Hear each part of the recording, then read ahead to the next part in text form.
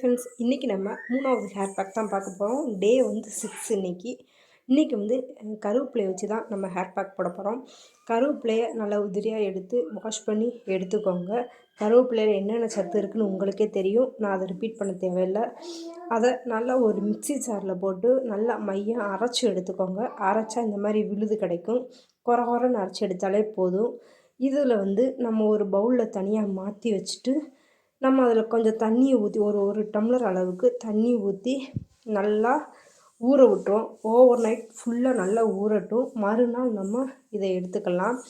இதை நீங்கள் நாளைக்கு ஹேர் வாஷ் பண்ண போகிறீங்கன்னா நாள் நைட்டே இப்படி ஊற வச்சுருங்க. இதை வந்து நம்ம மறுநாள் பார்க்கும்போது இது இப்படி தான் இருக்கும். அந்த கருவேப்பிலையில் அந்த எஃபெக்ட்லாம் அந்த தண்ணியில் நல்லா இறங்கியிருக்கும். இதை நம்ம தனியாக ஒரு ஸ்ப்ரே பாட்டில் எடுத்து வச்சுட்டு நம்ம ஸ்ப்ரே பண்ணி நல்லா ஒரு 20 நிமிஷம் ஊற விட்டு ஹேர் வாஷ் பண்ணி வந்தாலே போதுமானது.